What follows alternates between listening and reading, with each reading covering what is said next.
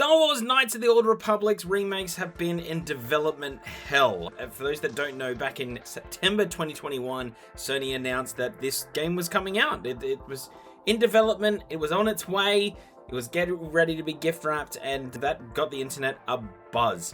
Especially with the thoughts that Knights of the Old Republic 2 would then be remastered or remade from the ground up, which was super exciting, as that is the best reviewed Star Wars game that exists. For those that don't know, real quick overview, Knights of the Old Republic is like an RPG in the Star Wars universe.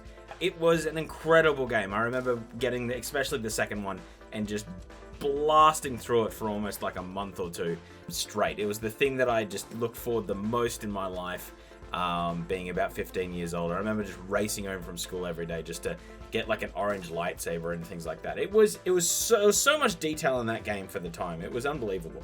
But the game has hit a fair few snafus when it comes to this remake, remaster. Pretty much the word is on the street, at least by some lawsuit documents, that it was going to be modern mechanics, modern graphics in this era, and maybe fix like one or two things and maybe change the ending of the second game, which would have been nice.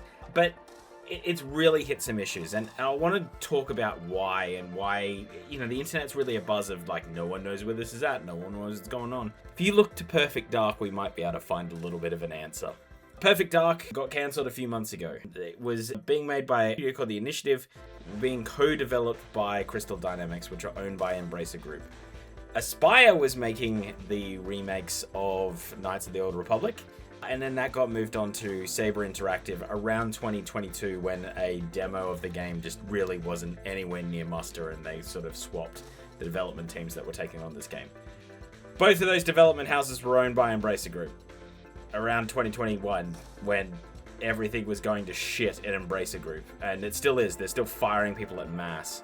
So I can see now why this game just never really got off the ground. I didn't even put two and two together. I had no idea that Embracer Group owned both of these gaming studios. I had no idea, and now that it has, I'm like, oh, these games are going to be years down the line before we see any sort of proof of concept from it.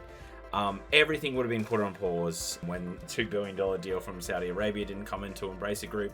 I've mentioned this a few times in our videos, especially when it comes to the Perfect Dark side of things, but there's been so many studios and so many games that have been cancelled by Embracer Group. Pretty much if you see Embracer Group attached to anything from like 2022 onwards, just pretend that doesn't exist, because it might as well not. I think they're just starting to get like some headwind now and actually creating games. But yeah, pretty much if there's any franchise that is owned by Embracer Group right now, don't expect it to come out anytime soon. However, Saber did buy out themselves. They managed to spin off, raise some capital, and buy out themselves and keep some properties like 3D Realms back from the Duke Nukem days, which is kind of exciting. And that was in 2024. So if they're still working on the game, they've been in disruption hell. Like, there's no way that you get it. There's no way during that Embracer Group hiatus was this game being worked on properly. Everything was really shifting to mobile then. Everything was quick, fast money, and it was just trying to keep, and head count as well. They would have had to get rid of people. There's no way that development on the Knights of the Old Republic was happening at any sort of speedy momentum. There might have been a small team working on it, but nothing to get anything concept down. If it's a ground-up remake for modern consoles, that's a lot of work. It's not really just a coat of paint kind of game. Like, there are some mechanics that you would need to fix. I've gone back to try play these games, and there's definitely some mechanics that, like, in 2025 need to be fixed. So I think that would be where it would be quite a task. It's not something that, like I said, it's not like an old shooter from the 90s where you can just really put a coat of paint on it and hope for the best. There are some things that you will need to do to make this work in 2025. And seeing that Saber just bought themselves out, they're probably after some quick wins as well themselves, because they are, I think they've got like 2,400 staff. So across all their different studios, they have a lot of different studios that live under the Saber umbrella. So I just don't think that this game is being worked on in any way, shape, or form, and it is not going to come out anytime soon. Like, I would say the earliest you'll ever see this, and I know people are like, it's nothing confirmed, but you can really read the tea leaves on this. If something has taken 5 years to do, which is just a remake of a game, which shouldn't take anywhere that long, it was cancelled a long time ago, and it's in a roadmap somewhere. In these lawsuit documents, which is about DLC from the Switch too, from the Switch. They do reference that this is on, at least Knights of the Old Republic 2 is on a roadmap. And they kind of mentioned the first one's on a roadmap as well. And that it is going to be a ground up rebuild, but Aspyr's not dealing with it anymore. So, yeah, just all of that turmoil with it. This thing's years away. Years and years away. And, you know, there's a lot of reports last year that things aren't going well. I think 2027, 2028 is the earliest that you're getting a Knights of the Old Republic remake. And then Lord knows when number 2 comes out. My biggest worry is 1 is good and then they rush 2 to get that quick money grab. And they don't do that right. That's my biggest worry. But yeah, it looks like we're in for quite a while. God bless Embracer Group, right? They're just the gift that keeps on giving in games. Like I said, I had no idea that they owned Aspyr and Saber. But yeah, here we are.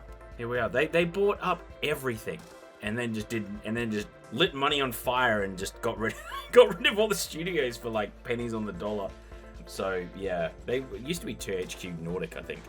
But yeah, it's pretty insane in my mind. It's not really the way to do business. They probably grew a little bit too quickly. But yeah, it just seems like it's going to be a long time, which is such a shame. It's such a shame. And there's got to be more hardware soon. Like, you know, we're not too far away from the next console gen. So it's 2027, 2028.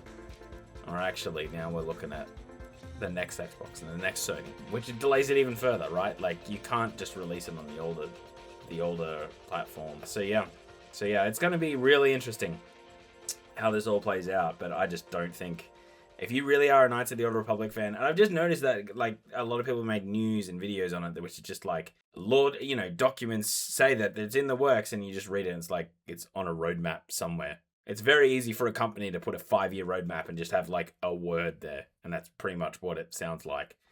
It sounds like nothing has been built, at least for Knights of the Old Republic 2, but Knights of the Old Republic 1 sounds like it's well behind any sort of tech demo, tech deadlines. That's why I think it's just been put on the back burner. I know for a fact that at Saber, resources got taken away from it a few years ago to work on other things. So yeah, whatever time frame it is, just add years. So sorry if you're a real fan and you really wanted this remake and it to be built from the ground up and just be amazing. Sorry to be the bearer of bad news, but it's probably going to be really late. For those that don't know, I called The Perfect Dark cancellation about 6 weeks before it actually got cancelled. That video is still on our channel, so you can make sure I'm not bullshitting. And yeah, you can kind of, from business sense, you can kind of just go through and go like, that doesn't make sense. And yeah, the more I dig into Embracer Group, just the worse it is. The second I saw with this, I'm like, oh, this game won't be for years. It just won't be for years. It might be now that they're on their own and they've probably had a year behind them. But you just imagine that they're gonna, you know, there'll be a bit more of an announcement. Like, Sony's taken down the trailers and everything from the 2021 thing. They have since said that that's because of some licensing agreement with the music and those sort of things, but I find that a bit hard to believe. I think it's just, we'll just put that on the back burner and we just won't answer questions on that. Plus, it's in no one's real, you know, reporting that there's a windfall of this game coming out in the next, at least, fiscal year. So at the very earliest you would see this game would be a year from now. I could be wrong. Maybe at the Game Awards it would just be a trailer comes out and I'll just eat crow and I'll make a video saying I was wrong. But it really doesn't look like that's the case. It's just a shame because, like I said, I'm a huge fan of this game and I'd love to get back into it. Like, so much time's passed that I've forgotten a fair bit about that game. And I'd really be keen to jump in on it and get back going into that world. So here's hoping. Here is hoping. Anyway, that is the whole video. Hit the subscribe button if you did make it this far, because that really does help us out. Always comment down below anything that is relevant or even not relevant, but you know, if anything sort of sparked a conversational thread in this video. Give me when you think that this remake will come out. Give me your best date and we'll just go like closest to the pin. You might say 2040, and you know what? I'm not going to say that you're wrong. I'm not going to say that you're wrong. And hit the like button, because then it shoots it off to the algorithms and that helps out the video. You'll be surprised, actually. Like, even like 1 or 2 additional likes can be like a few extra 100 views. For a small channel, that's a big difference. It's a big difference. Anyway, I'm going to end this up, cut this up, and get on out of here. My name is Brenton. This is RetalinLive. Thank you so much for watching. Have a great day. See you, and bye.